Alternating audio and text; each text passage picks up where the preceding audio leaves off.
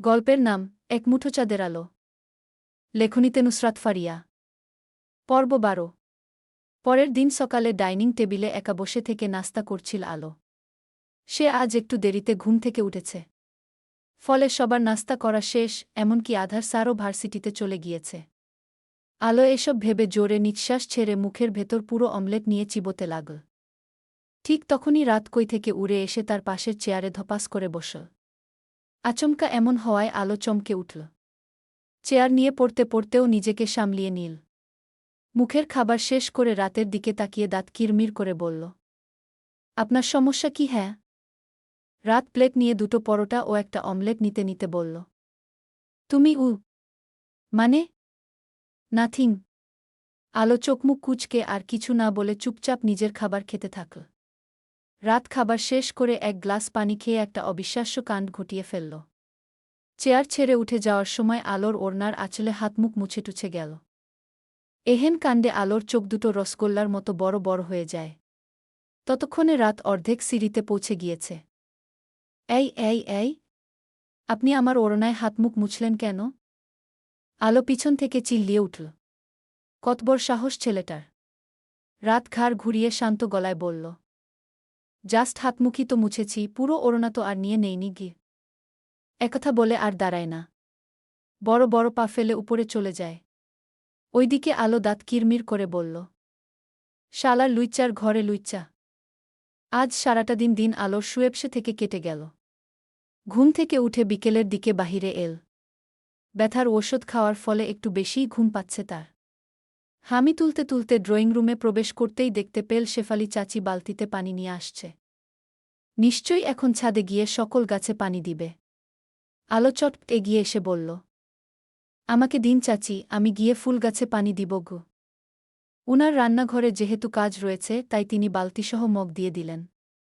আলো মুচকি হেসে এক হাতে আরএফএল এর বালতি ও অন্য হাতে প্লাস্টিকের মগ নিয়ে আস্তে ধীরে সিঁড়িতে উঠতে শুরু করল। কিন্তু বিপত্তি ঘটল মাঝখানের সিঁড়িতে এসে। আচমকা পায়ের সাথে ধাক্কা লেগে একটু পানি পড়ে গেল। আলো বিরক্তিতে মুখ দিয়ে বর্গীয় শব্দ উচ্চারণ করল। সে কোনো কাজ ঠিকমতো করতে পারে না। আলোর জানা মতে এ সময়ে দোতলায় কেউ নেই। আর না তাহমিনা খান কিংবা শোভহান খান উপরে উঠবে। স্যার আসবে সন্ধ্যার দিকে। আর ওই লুইচ্চা ব্যাডাও নিশ্চয়ই বাহিরে আছে। তাই সে ভাবল গাছে পানি দিয়ে এসে সিঁড়ির পানি মুছে দিবে। এটা ভেবে গুনগুন করতে করতে উপরে উঠে গেল। ছাদের দিকে যেতেই কারোর পায়ের শব্দ পেয়ে আলো ভরকে যায়। তড়াক করে পিছনে ফিরে দেখল রাত ফোন টিপতে টিপতে সিঁড়ি বেয়ে নিচে নামছে। এটা দেখে আলো আতকে উঠল। তড়িঘড়ি করে এগিয়ে আসতে আসতে বলার চেষ্টা করল, না ভাইয়া না, সামনে পানি গু। আলো নিজের কথা সম্পূর্ণ করতে পারল না। তার আগেই রাত ধপাস কয়েকটা ছিঁড়ি গড়িয়ে এসে নিচে পড়ে বাকরুদ্ধ হয়ে গেল রাত। আহাম্মকের মতো সিঁড়ি বেয়ে ছুটে আসতে থাকা মেয়েটার দিকে তাকিয়ে রইল। সরি ভাইয়া, আমি আসলে বুঝতে পারিনি আপনি বাড়িতে রয়েছেন। না হলে আমি তখনই পানি মুছে দিতাম ঘ। আলো সিঁড়ি বেয়ে নামতে নামতে ঘটিয়ে ফেলল আরেক অঘটন। মেয়েটার পায়ে লাগা ছিল। তাড়াহুড়ো করে নামতে গিয়ে তার পা পিছলে গেল। কিন্তু নিচে পড়ল না, তার আগেই চট করে সিঁড়ির রেলিং শক্ত করে ধরে নিজেকে পড়া থেকে বাঁচিয়ে নিল। সব ঠিক থাকলেও তার হাতের পানিসহ বালতি ঠিক নেই। সে পিছল খাওয়ার সাথে সাথে হাত ফসকে বালতিটা অদূরে ছিটকে যায়। আর সেটা সোজা নিচে বসে থাকা রাতের মাথার উপরই এসে পড়ে। মুহূর্তেই রাতের সর্বাঙ্গ পানিতে ভিজে গেল। চোখের সামনে এমন ভয়ঙ্কর দৃশ্য ঘটতে দেখে আলো এক হাতে নিজের চোখমুখ চেপে ধরে মনে মনে দোয়াদ্রুত পড়তে থাকল। আজ তুই গেয়া বেটা। আলো হাতের এক আঙুল ফাঁক করে নিচে তাকায়। রাত এখনও একইভাবে বসে আছে, কোনো নড়াচড়া নেই। এই বেটা দম আটকে আবার মরেটরে গেল নাকি? এটা ভাবতেই আলো সাবধানে ছুটে এসে রাতের মাথার উপর থেকে বালতি তুলে নিল। রাত মুখ থেকে পানি বের করে শান্ত চোখে মেয়েটার ভয়ার্ত চেহারার দিকে তাকায়। সরি ভভাইয়া, আমি ইচ্ছে করে কিছু করিনি গিয়ে। আলো শুকনো ঢোক গিলে মিনমিন করে বলল। এর মধ্যে রান্নাঘর থেকে শেফালি চাচি ছুটে এলেন এবং এসে এগুলো দেখে আতকে উঠলেন। এসব যদি তাহমিনা খানের চোখে পড়ে তাহলে আজ মেয়েটার রক্ষে নেই। তাই তিনি জলদি কামড় ও ওয়াইপার নিয়ে এসে পানি মুছতে লাগলেন। রাত লম্বা শ্বাস নিয়ে উঠে দাঁড়িয়ে আশেপাশে তাকিয়ে নিজের ফোনটা খুঁজল। সোফার নিচে পড়ে থাকতে দেখে এগিয়ে এসে ফোনটা নিয়ে দেখল স্ক্রিন ফেটে গেছে। সেটা দূর থেকে উকি দিয়ে খেয়াল করল আলো। ভেবেছিল এটা নিয়ে এখন রাত তাকে বকাবকি করবে। কিন্তু তেমনটা কিছুই হল না। রাত কিছু না বলে চুপচাপ সিঁড়ি বেয়ে উপরে চলে যায়। যাওয়ার সময় শুধু শেফালি চাচির উদ্দেশ্যে বলে গেল, নেক্সট টাইম ওর হাতে যেন পানি ভর্তি বালতি না দেওয়া হয়, নয়তো দেখা যাবে ওইটাও আমার মাথার উপরই এসে পড়েছে। আধার বাড়িতে ফিরে রুম এসে দেখল আলো অর্ধেক বেডের নিচে ঢুকে আছে আর অর্ধেক বাহিরে। সে ব্যাগ কোট সোফার উপর রেখে টাইয়ের নট ঢিলে করতে করতে এগিয়ে এসে মেয়েটার পাশে এক হাঁটু গেড়ে বসল। তারপর এক পা চেপে ধরে হ্যাচকা টানে বেডের নিচ থেকে মেয়েটাকে বের করে আনল। আলো পেটে ভর দিয়ে একটু উঁচু হয়েছিল। আচমকা টানে ধপাস করে মুখ থুবড়ে ফ্লোরের উপর পড়ল। এতে সামান্য নাকে ব্যথা পেল। পিছনে না ঘুরে উবুর হয়ে পড়ে থেকে নাক ডলতে ডলতে বলল, কোনো হাতির সুর রে আমার পা ধরে টান মারল। একথা বলে পিছনে তাকিয়ে স্যারের গম্ভীর মুখ দেখে হাসার চেষ্টা করল। আলো উঠে ভদ্র মেয়ের মতো বসল। আধার এক পলক লাল হয়ে যাওয়ার সরু নাকের ডগার দিকে তাকিয়ে নজর সরিয়ে নিয়ে জিজ্ঞেস করল, বেডের নিচে কোনো প্রেমিকরে খুঁজতেছিলে? প্রেমিক না স্যার, কানের ঝুমকো বেডের নিচে চলে গিয়েছে, তাই ওইটাই বের করার চেষ্টা করছিলাম গে। পেলে? না, খুঁজে পাচ্ছি না। আপনি তো আমাকে ভালো করে খুঁজতেই দিলেন না। ওয়েট, আরেকবার খুঁজে দেখি। একথা বলে আলো হামাগুড়ি দিয়ে এগিয়ে এসে আবার বেডের তলে ঢুকতে যাবে তখনই আধার পিছন থেকে তার জামার গলা চেপে ধরে টেনে সোজা দাঁড় করিয়ে দিল। আলো ঘাড় কাত করে নিজের বিস্কোস কাপড়ে টুপিসের গলার দিকে তাকায়, যেটা টেনে ধরার ফলে অর্ধেক লম্বা হয়ে গেছে। আধার জমার গলা ছেড়ে দিতেই মেয়েটার কাঁধের নিচে এসে পড়ল। ফলস্বরূপ ফর্সা কাঁধ ও ইনারের কিছু অংশ উন্মুক্ত হল। অপ্রত্যাশিত এক দৃশ্যে আধার থতমত খেয়ে গেল। সে বুঝতে পারেনি এমন কিছু ঘটে যাবে। আলো আহাম্মকের মতো কিছুক্ষণ দাঁড়িয়ে থাকল। এতক্ষণ যা হয়েছে সবটাই তার মাথার উপর দিয়ে গেল। লম্বা একটা শ্বাস নিয়ে জামার গলা ধরে আলমারি খুলে নতুন জামা বের করতে করতে বলল, আপনার জন্য চুলের বিনুনি ধরাটাই বেটার, নয়তো আমার আর কোনো ড্রেসের গলা আস্ত থাকবে না গি। একথা বলে ওয়াশরুমে চলে গেল। আধার তপ্ত শ্বাস ফেলে গলার টাই ও শার্টের কয়েকটা বোতাম খুলে দুহাত প্যান্টের পকেটে গুজে চোখ বুজে নিল। মুহূর্তেই চোখের পাতায় কিছু সুন্দর দৃশ্যগুলো ভেসে উঠল। আপনার দাঁড়িয়ে থেকে ঘুমানোর কোনো রোগ আছে? আলোর কথা শুনে আধার ঘাড় কাত করে সোজা মেয়েটার মেদহীন পেটের দিকে দৃষ্টি নিক্ষেপ করল। তারপর বিড়বিড় করে বলল, রোগ থাকলেও বা তোমার কি? তেমন কিছু না, ডক্টরের কাছে নিয়ে গিয়ে আপনাকে গরুর ইনজেকশন দেওয়াতাম, তখন সব ঘুম এমনিই ছুটে যেত। হু। আলো মুখ ভেঙচি কেটে কথাগুলো বলে বাহিরে যাওয়ার সময় অনুভব করল তার বাম হাতের কবজি চেপে ধরেছে লোকটা। সে পিছনে ফিরে বিরক্তিতে বলল, এখন আবার কি সমস্যা আপনার? আধার গম্ভীর কণ্ঠে বলে উঠল, আমার সামনে তুমি উন্মুক্ত হয়ে থাকলেও কোনো সমস্যা নেই, কিন্তু রুমের বাইরে কখনো ওড়না ছেড়ে যাওয়ার দুঃসাহস দেখাবে না মিস কালো, নয়তো এর পানিশমেন্ট সহ্য করতে পারবে না গে। স্যারের এহেন কথা শুনে আলো চট করে নিজের দিকে তাকাল। আরে সে তো এত কিছুর মধ্যে ভুলেই গেছিল ওড়না পরতে। যখন বুঝতে পারল তখন তড়িঘড়ি করে ছুটে এসে আলমারি খুলে ওড়না বের করে গায়ে জড়িয়ে নিল। আধার আর কিছু না বলে চুপচাপ নিজের পোশাক নিয়ে ওয়াশরুমে চলে গেল। আলো করিডোরে হাঁটছিল আর ফোনে ছোট বোনের সাথে কথা বলছিল। তখন ছায়া একটা নিউজ দিল। সেটা শুনেই আলো ভীষণ খুশি হল। সে চটপট বলে উঠল, এই নিউজটা আমি এক্ষুনি স্যারকে দিয়ে আসছি, তুই ফোন রাখ। বলে নিজেই খট করে লাইন কেটে দিয়ে পায়ের ব্যথাট্যথা ভুলে দৌড়ে গেল। আধার ফোনে কথা বলতে বলতে এদিকটায় আসছিল। দৃষ্টি নিচে ফ্লোরের দিকে ছিল। ঠিক তখনই আচমকা ধাক্কায় ব্যালেন্স হারিয়ে ঠাস করে চিৎপটাং। আর তার উপর ধপ করে বেচারি আলো পড়ল। আমার কোমর না ভাঙা পর্যন্ত তুমি শান্তি পাবে না, তাই তো? আলো জোরে জোরে শ্বাস নিতে নিতে মাথা উঁচু করল। হঠাৎ করে সামনে থেকে স্যারকে আসতে দেখে পায়ে ব্রেক করতে পারেনি। তাহলে তার কি দোষ? ভাঙা বাঁশের মতো এখন আমার উপরেই পড়ে থাকবে? আলো ওড়না নিয়ে তড়িঘড়ি করে উঠে দাঁড়াল। আধার চোখমুখ কুঁচকে ফোন নিয়ে উঠে দাঁড়িয়ে বলল, আমার থেকে গুনে গুনে 10 হাত দূরে থাকবে, নয়তো ছাদ থেকে বাগানে আছাড় মারব। আলো এগিয়ে আসতে চাইলে আধার আঙুল দিয়ে ইশারা করে বলল, দূরে থাকো উ। আলো আর এগিয়ে এল না, বরং এক পা করে পিছিয়ে গেল। তারপর অন্যদিকে দৃষ্টি নিক্ষেপ করে ধীর কণ্ঠে বলল, আসলে আমি আপনার কাছেই যাচ্ছিলাম গে। আধার ভ্রু কুঁচকে জিজ্ঞেস করল, কেন? ছায়া আর মায়া খরগোশ নিয়েছে গু। তো? আলো কিছু বলতে চেয়েও বলল না। কথা ঘুরিয়ে বলল, কিছু না ঘি। আলো আর দাঁড়াল না। চুপচাপ স্যারের পাশ কাটিয়ে চলে গেল। রাতের বেলা সবাই একসাথে খেতে বসেছে ডাইনিংয়ে। অদ্ভুত ব্যাপার হলো আবারও আলোর পাশে রাত এসে বসেছে। কারণ আধার সামনে বসেছিল আর মেয়েটা তার সামনে একা বসেছিল। তাই সে এসে মেয়েটার পাশের চেয়ারে বসে। এটা দেখে আধার এক মুহূর্তের জন্য খাবার খাওয়া থামিয়ে তাকিয়েছিল। তারপর কিছু না বলে খাবার খাওয়াতে মনোযোগ দেয়। আলো চুপচাপ খাচ্ছিল। তখন খেয়াল করল রাত সবজি নিতে চাচ্ছে। ওটা তার দিকেই কিছুটা দূরে ছিল। তাই সে নিজেই সবজির পাত্রটা নিয়ে রাতের প্লেটে সার্ভ করে দিল। রাত হেসে ফিসফিসিয়ে বলল, থ্যাঙ্কস বোম্বাই মরিচ। নামটা শুনে আলো চোখ রাঙিয়ে ধীর কণ্ঠে বলল, আপনাকে কিন্তু আমি সত্যি সত্যিই বোম্বাই মরিচ খাওয়াবো গ। No problem babes. তোমার হাতে সব কিছু খেতে পারব গু। আলো নাকমুখ কুচকে বলল, ভাবি হই আপনার, ভাবি। আই ডোন্ট কেয়ার গু। আপনার শরীরে দেখছি বিদেশের হাওয়া লেগেছে গি। উমং তুমি ঠিকই ধরেছ। বাট সেটা আজ বিকেলে ধুয়ে দিয়েছ তুমি গু।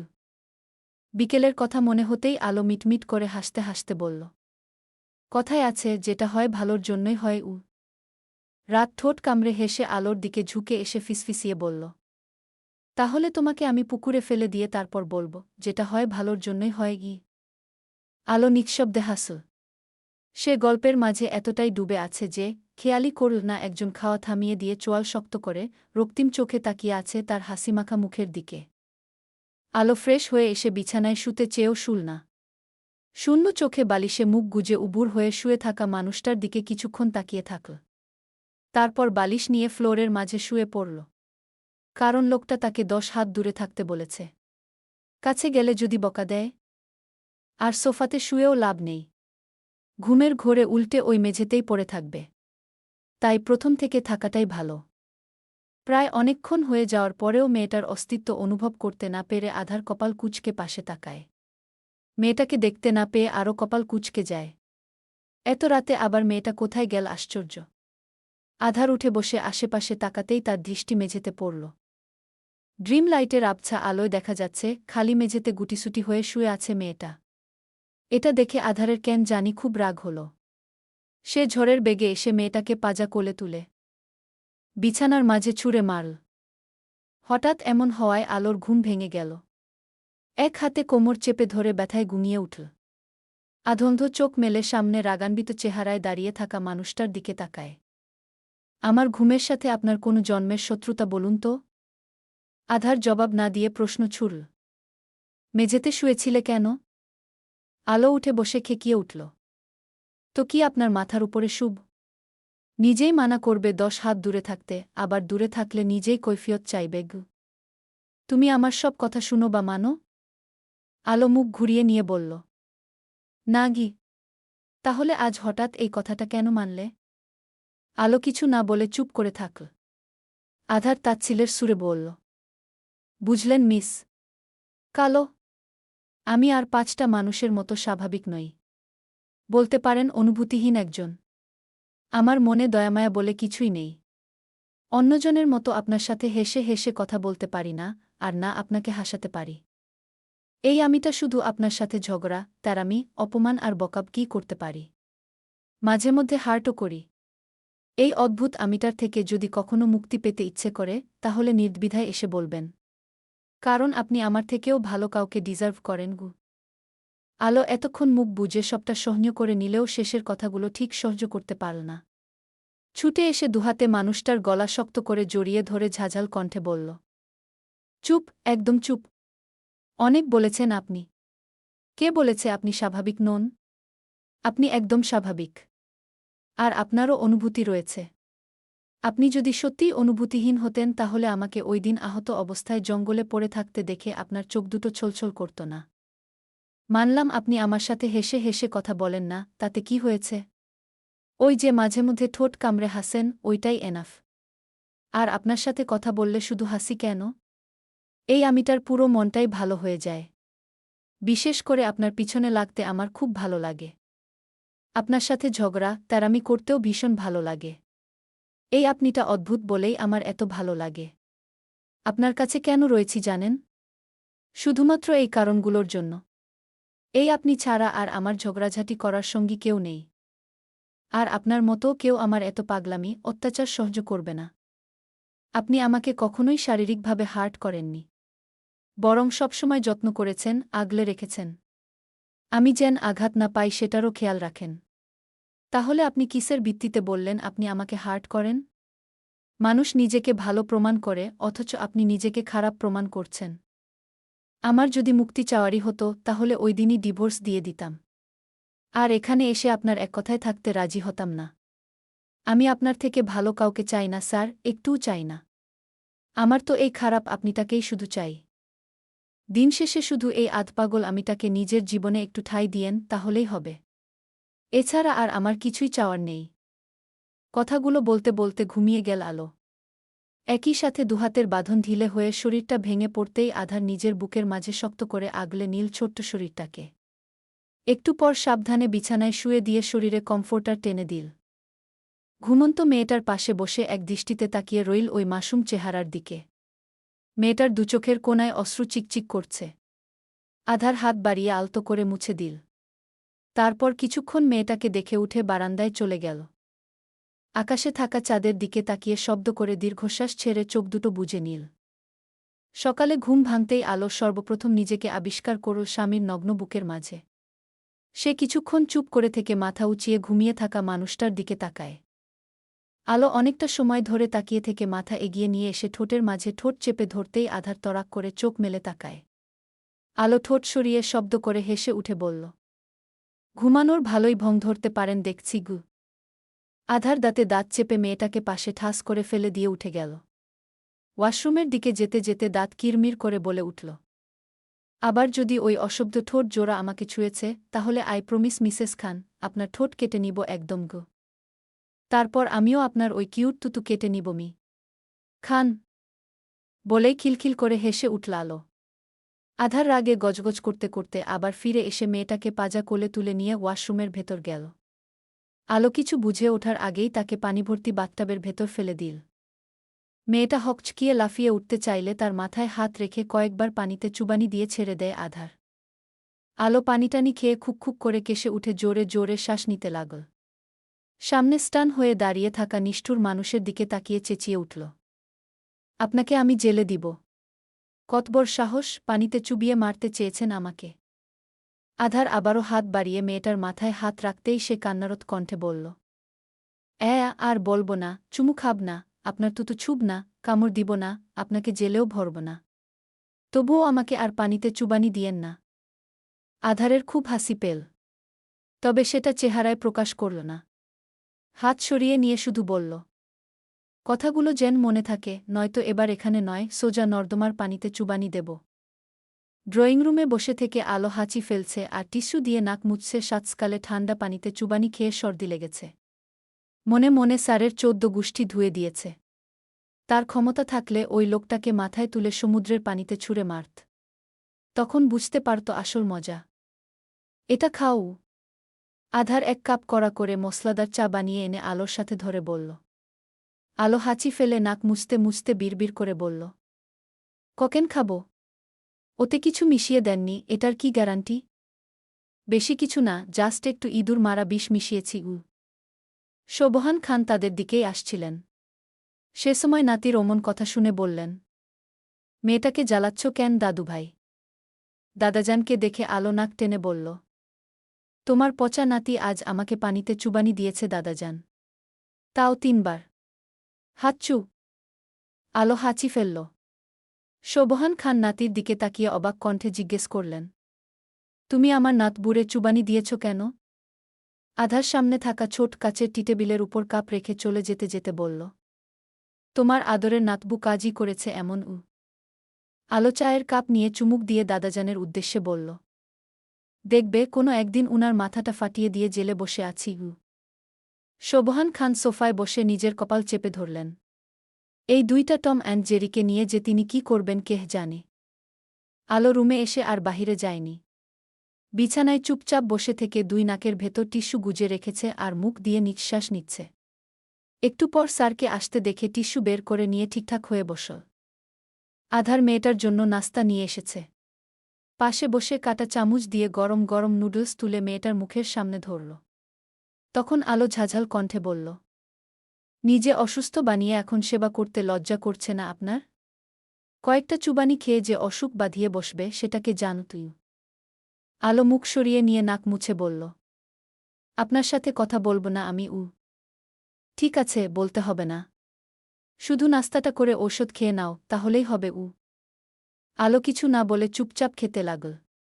খেতে খেতে একসময় দাঁত লেগে গালের ভেতরের মাংসে আচমকা কামড় লাগল। আলো গাল ধরে আর্তনাদ করে উঠতেই আধার এক হাতে মেয়েটার দুগাল আলতো করে ধরে বলল, দেখি, হা করো। আলো মুখ হা করল। আধার কপাল কুঁচকে ভেতরে তাকিয়ে দেখে ডান গাল কেটে রক্ত বেরিয়ে গেছে। এটা দেখে ফোঁস করে দীর্ঘশ্বাস ছাড়ল। এই মেয়েটা আর কোনোদিন ভালো হবে না। সে গাল ছেড়ে বিড়বিড় করে বলল, দাঁত তো নয়, যেন ধারালো ব্লেড। সারাটা দিন কেটে গেল। আলো আজও ভার্সিটিতে যায়নি। আর কয়েকদিন পর যাবে। আপাতত সে বাড়িতেই পড়াশোনা করছে। এই তো সবে পড়ে উঠল। ওষুধ খাওয়ার পর শরীর এখন ঠিক আছে। তবে মাঝে মধ্যে নাক শিরশির করছে। এই পড়ার টেবিলে বইপত্র গুছিয়ে রেখে রুমের বাতি নিভিয়ে বিছানার মাঝে চিত হয়ে শুয়ে চোখ দুটো বন্ধ করে নিল। কিছুক্ষণ পর হঠাৎই কিছু একটা লাফ দিয়ে তার পেটের উপর উঠতেই আলো ভীষণ ভয় পেল। চোখ মেলে তাকিয়ে গলা ফাটিয়ে চিৎকার করতে চেয়েও করল না। মুহূর্তেই বিস্ময়ে আনন্দে চোখ দুটো বড়বড় হয়ে গেল। শোয়া থেকে এক লাফে উঠে সাদা ধবধবে দুটো খরগোশের বাচ্চাকে কোলে নিয়ে অবিশ্বাস্য চোখে সামনে দাঁড়িয়ে থাকা মানুষটার দিকে তাকিয়ে জিজ্ঞেস করল, এরা আমার স্যার? আধার ধীর কণ্ঠে বলল, তোমার কাছে গিয়েছে মানে ওরা এখন থেকে তোমারই। খুশিতে আলোর চোখ দুটো ছলছল করে উঠল। সে তো মনে মনে খরগোশের ছানাকেই চেয়েছিল। তাই তো গতকাল অমন করে ছুটে স্যারের কাছে যাচ্ছিল। উদ্দেশ্যে ছিল বায়না করার। কিন্তু সে না বলার আগেই লোকটা বুঝল কিভাবে তারও এগুলোকে চাই। আলোকে কিছু একটা ভাবতে দেখে আধার মাথায় গাঁটটা মেরে ওয়াশরুমের দিকে যেতে যেতে বলল, ছোট্ট মাথায় বেশি চাপ নিও না, নয়তো ফেটে যাবে। আলো হেসে কিউট কিউট খরগোশের ছানাদের আদর করতে লাগল। তার মনটা এক নিমিষেই ভালো হয়ে গেছে। আধার শাওয়ার নিয়ে এসে ব্যাগ খুলে একটা বক্স ও কিছু চকলেট বের করে আলোর সামনে রাখল। মেয়েটা খরগোশদের ফ্লোরে নামিয়ে দিয়ে আগে প্লাস্টিকের বক্সটা খুলল। ভেতরে এতগুলো ঝুমকো দেখে আলোর চোখ দুটো কপালে উঠে গেল। আলাদা আলাদা ডিজাইনের এবং ছোট থেকে বড় এক বক্স ঝুমকো পেয়ে আলোর জ্ঞান হারানোর উপক্রম। সেখানে ছোট্ট ছোট্ট কিছু দুলো রয়েছে। আলো স্বামীর দিকে তাকিয়ে অবাক কণ্ঠে বলল, এতগুলো ঝুমকো আমি কয় বছরে পরব? আর হঠাৎ করে এগুলো দিলেন কেন? ইচ্ছে হয়েছে তাই নিয়ে এসেছি। পছন্দ না হলে ফেলে দাও। মানুষটার কথা শুনে আলো অদ্ভুত চোখে তাকিয়ে বলল, পাগল নাকি? এত সুন্দর দুলগুলোকে আমি ফেলে দিব? অসম্ভব। একথা বলে আলো বক্স নিয়ে গিয়ে ড্রেসিং টেবিলে ওপর রেখে এক জোড়া ছোট দুল নিয়ে এসে স্যারকে দিয়ে বলল, এটা আমাকে পরিয়ে দিন। আধার কিছু বলতে চেয়েও হাস্যোজ্জ্বল মুখখানা দেখে আর কিছু বলল না। বরং দুল নিয়ে কাছে এগিয়ে এসে ঝুঁকে মেয়েটার কানে পরিয়ে দিল। মানুষটার গরম নিঃশ্বাস ঘাড়ে আছড়ে পড়তেই আলো চোখ বুজে নিল। আধার অপর কানের লতিতেও সুন্দর করে পরিয়ে দিয়ে মেয়েটার দিকে তাকায়। আলো হেসে জানতে চাইল, সুন্দর লাগছে? আধার মুগ্ধ চোখে তাকিয়ে থেকে বিড়বিড় করে বলল, একদম শাকচুন্নির মতো লাগছে। একথা শুনেও আলো শব্দ করে উঠে চট করে স্বামীর গলায় ঝুলে পড়ল। তারপর বলল, একটা কথা বলবো, চোখ বন্ধ করুন। আধার কপাল কুঁচকে বলল, যা বলার এমনিই বলো, আমি শুনতেছি। চোখ বন্ধ করুন। আধার তপ্ত শ্বাস ফেলে চোখ বন্ধ করতে করতে বলল, উল্টাপাল্টা কিছু করলে তোমার খবর আছে? আলো হেসে উঁচু হয়ে ফিসফিসিয়ে বলল, আপনাকে অসংখ্য ধন্যবাদ আমাকে এত কিউট কিউট উপহার দেওয়ার জন্য। একথা বলে আলো চটপট গালে দুটো চুমু খেয়ে এক দৌড়ে রুমের বাহিরে চলে গেল। আধার গালে হাত দিয়ে থম মেরে দাঁড়িয়ে থাকল। অনুভব করল তার হার্টবিট আবারও মিস হয়ে গেছে। এই বেয়াদব মেয়েটা নির্ঘাত তাকে মেরে ফেলবে। এক সপ্তাহ পর আজ ভার্সিটিতে যাওয়ার সিদ্ধান্ত নিয়েছে আলো।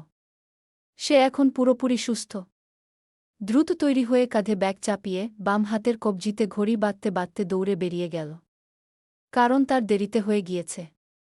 ঠিক সময়মতো ক্লাসে না পৌঁছালে আবার কথা শুনতে হবে।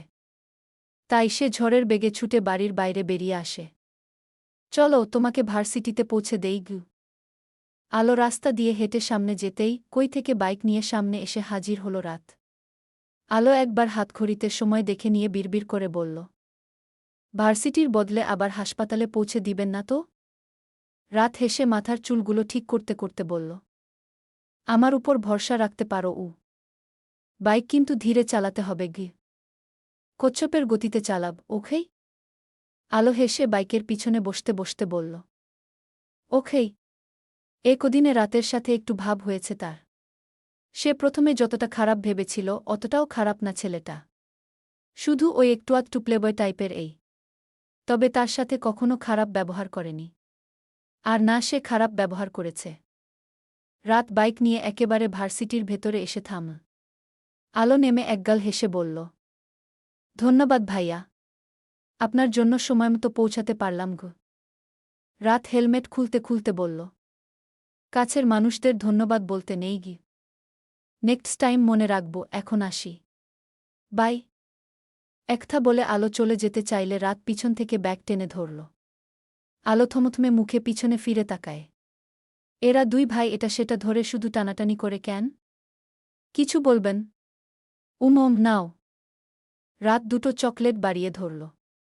আলো চুপচাপ নিয়ে বিদায় দিয়ে ক্লাসের উদ্দেশ্যে ছুটে গেল। রাত কিছুক্ষণ ওখানে থেকে হেলমেট পরে বাইক নিয়ে বেরিয়ে যায় ভার্সিটি থেকে। তারা কেউই খেয়াল করল না তাদেরকে এতক্ষণ 5 তলায় দাঁড়িয়ে থেকে দেখছিল আধার। আলো সিঁড়ি বেয়ে উঠতে উঠতে চকলেটের কাগজ খুলে কামড় দিতে যাবে, তখনই খেয়াল করল তার হাত থেকে দুটো চকলেটই উধাও। সে চমকে উঠে মাথা তুলে সামনে তাকায়। তারপর কপাল কুঁচকে জিজ্ঞেস করল, বাদরের মতো আপনি আমার চকলেটগুলো ছো মেরে নিয়ে নিলেন কেন স্যার? আধার অদূরে চকলেট দুটো ছুঁড়ে মেরে গম্ভীর কণ্ঠে বলল, এত চকলেট খেয়েও তোমার মন ভরেনি? আলো হতবাক হয়ে নিচে পড়ে থাকা চকলেটের দিকে তাকায়। অবাক কণ্ঠে শুধাল, আপনি আমার চকলেট এইভাবে ফেলে দিলেন? ভাগ্যিস চকলেটের জায়গায় তোমাকে ছুঁড়ে মারিনি গি। আলো দাঁতে দাঁত চেপে কিছু না বলে পাশ কাটিয়ে চলে যাওয়ার সময় শুনতে পেল, তোমাকে পুরো চকলেটের দোকান এনে দিব। তবুও যেন অন্য কারোর থেকে আর চকলেট বা অন্য কিছু না নেওয়া হয়। যেটা লাগবে আমাকে এসে বলবে, আমি এনে দিব গু। একথা শুনে আলো থেমে গিয়ে বলল, আমি কার থেকে কি নিব না নিব তাতে আপনার কি? কথাগুলো তার বলতে দেরি হলেও আধারের তেরে এসে তাকে দেয়ালের সাথে চেপে ধরতে একটুও দেরি হল না। এক মুহূর্তের জন্য আলোর নিঃশ্বাস থমকে যায়। নরম ঠোঁটের স্পর্শ পেয়ে তার পুরো শরীর থরথর করে কেঁপে উঠল। বারবার শুকনো ঢোক গিলে দুহাতে পরনের জামা খামচে ধরল। আজকাল বড্ড বেশি জ্বালান আপনি, মিসেস খান। যেগুলো পছন্দ করি না সেগুলোই করেন। যদি বলি ডান দিকে যেতে আপনি যান বাম দিকে। এত অবাধ্য কেন আপনি? আধার হিসিয়ে কথাগুলো বলে। আলো চোখ বুজে জোরে জোরে শ্বাস নিয়ে আজ বুঝতে পারল কেউ কাউকে চুমু খেলে ঠিক কেমন অনুভূতি হয়। সে তো এতদিন কিছু না ভেবেই হুটহাট চুমু খেয়েছে স্যারকে। কারণ লোকটা সেটা পছন্দ করত না, তাই তো সেও তেরামি করে ঘুরে ফিরে ওই একই কাজ করে বসে থাকত। কারণ পচা স্যারকে জ্বালাতে ভীষণ ভালো লাগে, কিন্তু আজ লোকটার এলোমেলো স্পর্শের কাছে তার শরীরটা ভেঙে আসছে। কি করছেন কি? ছাড়ুন আমায়। আজ নিশ্চয়ই আপনি নেশাটেশা করে এসেছেন। কেউ দেখে ফেললে সর্বনাশ হয়ে যাবে। আধার গলায় মুখ ডুবিয়েছিল। আর তার এক হাত মেয়েটার জামার ভেতর কোমরে মাঝে রয়েছে। সে চোখ বুজে লম্বা লম্বা শ্বাস নিয়ে নিজেকে সামলিয়ে নিল। একটু সময় নিয়ে মেয়েটাকে ছেড়ে দিল। তবে অবাধ্য হাতে মেয়েটাকে একটু গভীরভাবে ছুঁয়ে দেওয়ার পর স্যারের কাজে আলো কয়েক মিনিটের জন্য স্তব্ধ হয়ে যায়। অনুভব করল তার পা জোড়া কাঁপছে। মেয়েটা বেশিক্ষণ দাঁড়িয়ে থাকতে পারল না, সিঁড়ি ওপরই ধপ করে বসে পড়ল। লোকটা যে এমন কিছু করতে পারে সেটা কল্পনারও বাইরে ছিল। তার হার্টবিট অস্বাভাবিকভাবে লাফাচ্ছে। একই সাথে লজ্জায় এখন ইচ্ছে করছে ছুটে পালিয়ে যেতে। অন্যদিকে আধার স্টান হয়ে দাঁড়িয়ে থেকে প্যান্টের পকেটে দুহাত গুজে মেয়েটার হাবভাব দেখে ধীর কণ্ঠে বলল, কাউকে ছুঁয়ে দিলে কেমন লাগে এখন সেটা ফিল করতে পারছ? আলো কপালের ঘাম মুছে অস্ফুট স্বরে বলল। আপনি কিন্তু এটা একদম ঠিক করলেন না গি। আমি আজ যেটা করেছি ওটা তুমি প্রতিনিয়ত আমার সাথে করো। কি ভাবো তুমি? আমি সবসময় ঘুমিয়ে থাকি? গতকাল রাতে তুমি কোথায় কামড় চিমটি মেরেছিলে সেটাও জানি। আর আমি তো শুধু ছুঁয়েছি, তোমার মতো কামড় চিমটি মারিনি। আলোর ইচ্ছে করল মাটির নিচে ঢুকে যেতে। সে আর ওখানে এক মুহূর্তের জন্যও থাকল না। নিচ থেকে ব্যাগ নিয়ে এক ছুটে নিচে নেমে গেল। তার আজ ভার্সিটিতে আসাটাই ভুল হয়ে গেছে। সকালে কার মুখ দেখে যে উঠেছিল কে জানে। ভার্সিটি থেকে ফিরে গোসল নিয়ে খাওয়া দাওয়া করে ভাতঘুম দিয়েছে আলো। সে আজ সব ক্লাস করলেও ওই অসভ্য লোকটার ক্লাসের আশেপাশেও যায়নি। সোফার মাঝে খরগোশের ছানারা গুটিসুটি মেরে শুয়ে আছে। তাদের নাম রেখেছে টুনা টুনি। এটা নিয়ে লোকটা কয়েকদিন তাকে পচিয়েছে। ঘুম ভাঙল বিকেলের দিকে। ড্রয়িং রুমে এসে কাউকেই দেখতে পেল না। তাহমিনা খান গিয়েছে পাশের বাসায়। দাদাজান গিয়েছে মেবি বাজারে। আর শেফালি চাচি কই গেছে জানে না, পুরো বাড়িতে একা সে। এখন কি করবে ভাবতে ভাবতে রান্নাঘরে গিয়ে ফ্রিজ থেকে আইসক্রিম নিয়ে এসে সোফায় বসল। তারপর টিভিতে গোপাল ভাঁড় দিয়ে দেখতে থাকল। কিছুক্ষণ সময় অতিবাহিত হয়ে যাওয়ার পর বাইরে থেকে রাত ফিরল। এই ছেলেটা সারাদিন শুধু বাইক নিয়ে টয়টি করে ঘুরে বেড়ায়। কোনো কাজকর্ম নেই। কফি পাব? আলো আইসক্রিম খেতে খেতে বলল। ফ্রেশ হয়ে আসুন, বানিয়ে দিচ্ছি গু। রাত মাথা নাড়িয়ে দোতলায় উঠে গেল আলো। আইসক্রিম শেষ করে টিভি বন্ধ করে রান্নাঘরে গিয়ে কফি বানাতে শুরু করল। সাথে কিছু নাস্তাও তৈরি করতে থাকল, কারণ মানুষটার আসার সময় হয়ে গেছে। রাত শাওয়ার নিয়ে তোয়ালে দিয়ে চুল মুছতে মুছতে ড্রয়িং রুমে এল। আলো এসে ধোয়া ওঠা কফি দিয়ে যায়। আলো কাজ করার মধ্যে খেয়াল করল রাত তার পাশে এসে দাঁড়িয়েছে। সে ঘাড় ঘুরিয়ে এক পলক তাকিয়ে বলল, আপনার জামাকাপড় নেই? রাত কপাল কুঁচকে বলল, আমাকে দেখে তোমার গরিবস মনে হয়? বেকার হতে পারি, বাট গরিবস নই। তাহলে সারাক্ষণ এমন গোপাল ভাঁড়ের মতো খালি গায়ে থাকেন কেন? তুমি আমাকে ওই টাকলু পেট মোটা গোপাল বললে? Are you serious? তুমি জানো আমাকে দেখে কত মেয়ে পাগল? আলো বিড়বিড় করে বলল, খোলা জিনিসে মাছি পড়ে বেশি। রাত কিছুক্ষণ চুপ থেকে আলোর দিকে এগিয়ে যেতে যেতে ধীর কণ্ঠে বলল, বাই এনি চান্স আমাকে এমনভাবে দেখলে তোমার সমস্যা হয়? আলো অবাক কণ্ঠে বলল, আমার কেন সমস্যা হবে আজীব? একথা বলে আলো পাশে তাকাতেই ভরকে গেল। গম্ভীর কণ্ঠে বলার চেষ্টা করল, আমার দিকে এগোচ্ছেন কেন? রাত কিছুটা দূরত্ব বজায় রেখে দাঁড়িয়ে বলল, তুমি এত কিউট কেন বলো তো? আলো প্রচুর বিরক্ত হয়। ঝাঝাল কণ্ঠে বলল, বড় ভাইয়ের বউয়ের সাথে ফ্লার্টিং করা বন্ধ করুন গ। ভাইয়ের বউ যদি হয় একটা বারবিডল, তাহলে তার সাথে একটু আধটু ফ্লার্টিং করাই যায়। আলো কিছু বলতে যাবে তখনই শুনতে পেল, আজকাল দেখছি তুই রান্নাঘরেই থাকিস বেশি গু। বড় ভাইয়ের কথা শুনে রাত পিছনে ফিরে বলল, আমার মন যেখানে চাইবে আমি সেখানেই থাক ব্রোক। আলো স্বামীর দিকে তাকায়। লোকটা বাড়ি ফিরে ফ্রেশ না হয়ে সোজা এখানে চলে এসেছে। দুজনের চোখাচোখি হতেই আলো নজর নামিয়ে নিল। আধার গম্ভীর কণ্ঠে বলল, রুমে যাও। আলো কিছু না বলে টুনাটুনির জন্য দুটো গাজর ও নাস্তার প্লেট নিয়ে রান্নাঘর থেকে বেরিয়ে গেল। রাত একটা আপেল নিয়ে খেতে খেতে চলে যেতেই আধার বলে উঠল, দাঁড়া। রাত থেমে ঘাড় কাত করে বলল, বলো। ওর থেকে দূরে থাক। কেন? কারণ ও আমার বউ। So what? আধার দাঁতে দাঁত পিষল। নিজের লিমিট ক্রস করিস না রাত, নয়তো তোর পুরো ব্যাকগ্রাউন্ড তোর মায়ের সামনে নিয়ে আসব। তুই দেশের বাইরে থাকাকালীন কি কি করেছিস আর দেশে এসে কি কি করছিস সবকিছু কিন্তু আমি জানি। মায়ের ভয় দেখাচ্ছ? জানি উনি কিছু করবেন না, তবে তোর ফুলের মতো চরিত্রের ইতিহাস জানলে ঠিকই বিয়ে দিয়ে দিবেন গু। রাত কিছুক্ষণ চুপ থেকে বলল, তুমি তো ওই মেয়েটাকে বউ হিসেবে মানো না আর না ভালোবাসো, তাহলে এত সমস্যা কেন? তুইও তো তোর গার্লফ্রেন্ডদের মন থেকে ভালোবাসিস না, তাহলে ওদের সাথে রুম ডেটে যাস কেন? একটু থেমে পুনরায় বলল, আমি বিদেশে থাকতে তোকে বারবার বলেছি এসবের নেশা ছেড়ে দিতে। কিন্তু তুই উল্টো আমার সামনেই বিদেশি মেয়েদের সাথে ঘনিষ্ঠ হতিস। যেখানে ওদেরই আসবে কোনো আপত্তি নেই, সেখানে আমি বাধা দিয়ে কি করতাম? তাই তোর ব্যাপার থেকে নিজেকে সরিয়ে নিয়েছি। তোর জীবন, তোর সবকিছু, এতে আমার কি? এত বছর পর যখন দেশে ফিরে এলি আর স্বাভাবিকভাবে চলাফেরা করলি, তখন ভেবেছিলাম নিজেকে শুধরে নিয়েছিস। কিন্তু তুই আবারও সেই ঘুরে ফিরে একই পথে চলতে শুরু করেছিস, আর এসবের মাঝখানে এখন আমার বুকে টানছিস কেন? ও ভীষণ সাদাসিধা একজন সহজ সরল মেয়ে, একটুতেই তোকে ভালো ভেবে বিশ্বাস করে নিয়েছে।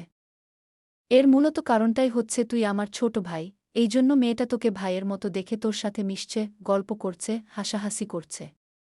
কিন্তু শালা তোর মতলব খারাপ। দেখ রাত, তোকে আমি শেষবারের মতো বলছি, ওই মেয়েটার থেকে দূরে থাকবি। ওর কাছে যাওয়ার একটুও চেষ্টা করবি না। তোর জন্য যদি আমার বউয়ের কিছু হয় তাহলে আইসোয়ার জীবনের প্রথম খুনটা তোকেই করব আমি।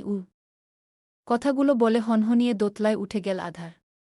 রাত দাঁড়িয়ে থেকে ফোঁস করে নিঃশ্বাস ছেড়ে আনমনে বলল, আমি বোম্বাই মরিচকে কখনোই খারাপ নজরে দেখিনি গে।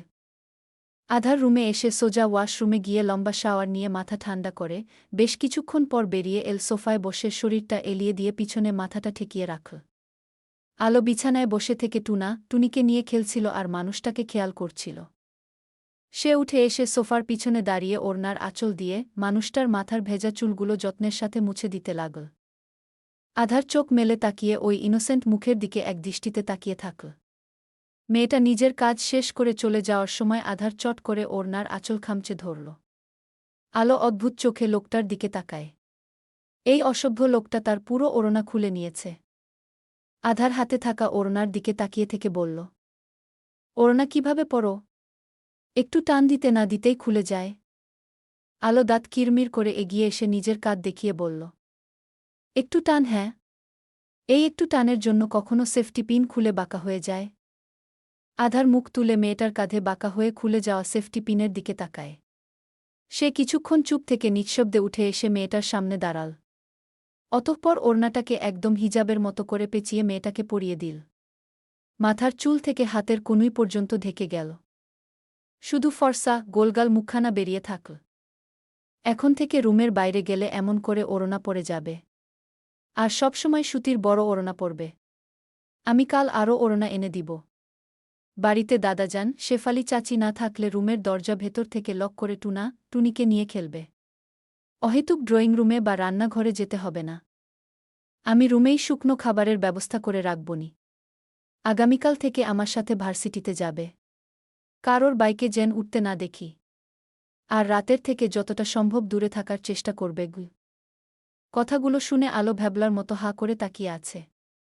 মেয়েটাকে এমন করে তাকিয়ে থাকতে দেখে আধার চোয়াল শক্ত করে ওড়নাসহ মেয়েটার এক কান টেনে ধরে বলল, যা যা বললাম সব কানে ঢুকেছে? ব্যথায় আলো ছটফটিয়ে উঠে বলল, ঢুকেছে ঢুকেছে, সব কথা ঢুকেছে। সব মেনে চলবে? নাকি আমার অবর্তমানে অবাধ্য হবে? আলো কান্নারত কণ্ঠে বলল, মানব, সব মানব। একটুও অবাধ্য হব না। আয়া লাগছে তো। আলো আর্তনাদ করে উঠতেই আধার কান ছেড়ে দিল। মেয়েটা ওড়না টেনে টুনে খুলে ড্রেসিং টেবিলের আয়নার সামনে দাঁড়িয়ে নিজের কান চেক করল। লাল টমেটোর মতো হয়ে আছে। এটা দেখে দাঁত কিরমির করে বলল, আপনার ওটা হাত নাকি অন্য কিছু? হ্যাঁ, এত শক্তি পেয়েছেন কোথায় থেকে? খান তো ওই গরু ছাগলের মতো ঘাসপাতা। অথচ আমি এত এত মাংস খেয়েও একটু শক্তিশালী হলাম না। যেখানে সেখানে শুধু উল্টে পড়ে যাই। আধার ঠোঁট কামড়ে হেসে বলল, তুমি তো তুলোর মতো, যাকে একটা ফু দিলেই উড়ে যাবে। আলো মুখ ভেঙচি কেটে কান মালিশ করতে করতে কিছু একটা মনে পড়ল। সে পিছনে ফিরে শান্ত গলায় জিজ্ঞেস করল, ভাইয়া, আপুর বিয়েতে যাবেন? রোহিত ও মেঘলার বিয়ে আর কিছুদিন পর। এই তো দুদিন আগে মতিউর রহমান এবং মাহবুব রহমান এসে বিয়ের কার্ড দিয়ে পুরো পরিবারকে দাওয়াত করে গিয়েছেন। তাহমিনা খান সাফ জানিয়ে দিয়েছে তিনি যাবেন না, আর তিথিও আসতে পারবে না, রাতও যাবে না, শোভহান খানও যেতে পারবে না, কারণ তিনি পরশু গ্রামের বাড়িতে যাবেন। এখন শুধু সে বাকি রইল। আধার একটু সময় নিয়ে আওড়াল, তুমি চাও আমি যাই? আলো তড়িঘড়ি করে মাথা নাড়িয়ে বলল, চাই চাই। ঠিক আছে, যাব। মুহূর্তেই আলো খুশি হয়ে গেল। আধার ব্যাগ খুলে অনেকগুলো চকলেট বের করে টেবিলের উপর রেখে দিল। আলো গুটি গুটি পায়ে এগিয়ে এসে একটা চকলেট নিয়ে জিজ্ঞেস করল, এইগুলো আমার জন্য?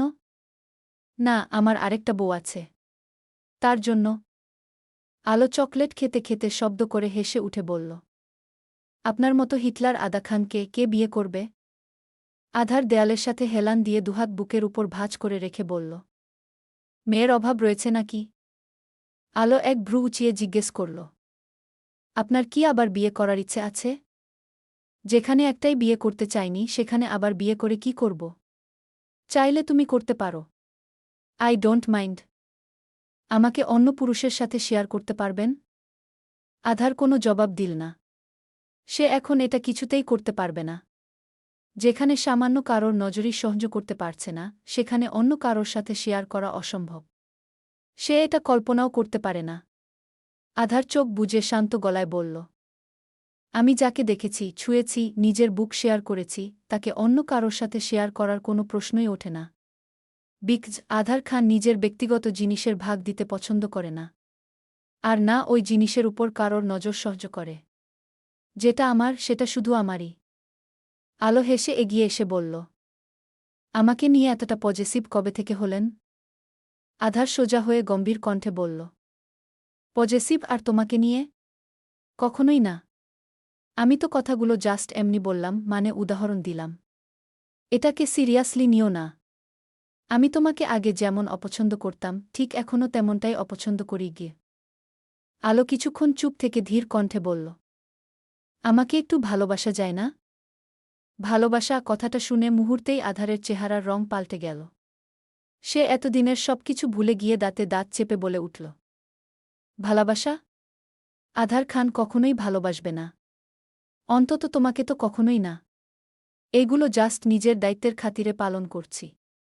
বিয়েটা যেভাবেই হোক, হয়েছে তো? এই অনাকাঙ্ক্ষিত সম্পর্ককে তো আর অবহেলা করতে পারি না। তুমি তোমার বাবার আদরের মেয়ে, কখনো কষ্ট, কোনো কিছুর কমতি অনুভব করনি। সেখানে আমি তোমাকে অবহেলা করি কিভাবে বলো তো? এত কিছু করছি মানে এই নয় আমি তোমাকে ভালোবাসি। কোনো পুরুষ বুকে মানুক বা না মানুক, তবুও বুকে অন্য কারোর সাথে সহ্য করতে পারবে না। ওই যে বু বলে কথা।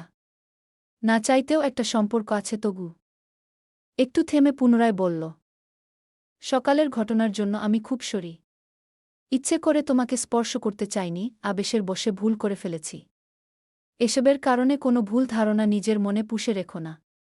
নয়তো পরে নিজেই কষ্ট পাবে। একনাগারে কথাগুলো বলে আধার বারান্দায় চলে গেল। অন্যদিকে আলো থম মেরে দাঁড়িয়ে রইল। সে ভেবেছিল লোকটা একটু একটু করে তাকে মেনে নিচ্ছে। এত কিছুর মধ্যে সে বাজেভাবে মুখ থুবড়ে পড়েছে মানুষটার প্রেমে। আগের থেকেও বেশি এখন ভালোবাসে লোকটাকে। হ্যাঁ, সে ভালোবাসে তার পচা স্যারকে, ভীষণ ভীষণ ভালোবাসে। হয়তো সেটা একতরফা ভালোবাসা। তবুও সে ভালোবাসে। অথচ মানুষটা তাকে একটু ভালোবাসতে পারল না। এতদিন যা যা করেছে এবং করছে সবটাই দায়িত্ব শুধু। আলো শব্দ করে দীর্ঘশ্বাস ছাড়ল। টুনা টুনিকে নিয়ে বিছানায় আতশোয়া হয়ে বসল। হেডবোর্ডের সাথে মাথাটা ঠেকিয়ে চোখ বুজতেই গাল বেয়ে কয়েকটা ফোঁটা নোনা অশ্রুজল গড়িয়ে পড়ল। মেয়েটা তড়িঘড়ি করে চোখ মুছে নিল। সে কাঁদছে কেন আশ্চর্য। আগে থেকেই তো জানত ওই লোকটা তাকে পছন্দ করে না, আর না ভালোবাসে। তাহলে আজ কেন এত কষ্ট হচ্ছে তার? সে তো সবকিছু জেনে শুনেই ভালোবেসেছে ওই তারা লোকটাকে। আর এতে তার কোনো আপত্তি ছিল না। সে এভাবেই মেনে নিয়েছে সবটা। তাহলে এখন কেন এমন দম বন্ধ অসহনীয় অনুভূতি হচ্ছে? আচ্ছা, স্যার কি তাকে কখনো ভালোবাসবে না? একটু ভালোবেসে কি কখনোই নিজের মনে জায়গা দিবে না? নাকি সারা জীবন শুধু নিজের দায়িত্বটুকুই পালন করে যাবে? কোনো প্রশ্নের জবাব পেল না আলো। আর না খোঁজার চেষ্টা করল। লম্বা লম্বা শ্বাস নিয়ে নিজেকে সামলিয়ে নিল এবং একসময় ওইভাবেই ঘুমিয়ে পড়ল। আধার অনেকক্ষণ পর রুমে এসে দেখে মেয়েটা রাতের খাবার না খেয়েই ঘুমিয়ে গেছে। সে দীর্ঘশ্বাস ছেড়ে কাছে এসে কোল থেকে টুনিকে নামিয়ে মেয়েটাকে ঠিক করে শুয়ে দিয়ে শরীরে কমফোর্টার টেনে দিল। একটু পর শেফালি চাচি খাবার খাওয়ার জন্য ডাকতে এলে সে জানিয়ে দেয়, খাবে না। উনি চলে যাওয়ার পর দরজা লাগিয়ে বাতি নিভিয়ে ওয়াশরুম থেকে ফ্রেশ হয়ে এল। তারপর মেয়েটার পাশে বিছানার সাথে হেলান দিয়ে মেঝেতে বসল। মাথাটা বিছানায় ঠেকিয়ে ঘাড় কাত করে ঘুমন্ত মেয়েটার দিকে অপলক নয়নে তাকিয়ে রইল। এবং একসময় অস্ফুটস্বরে বিড়বিড় করে বলে উঠল, আমার এই ছন্নছাড়া অন্ধকার জীবনে না এলেও পারতে মিসেস আধার খান। গল্প ভালো লেগে থাকলে অবশ্যই একটা কমেন্ট করে যাবেন আর সাবস্ক্রাইব করে রাখবেন যাতে পরের পর্ব পোস্ট করার সাথে সাথে আপনি পেয়ে যান।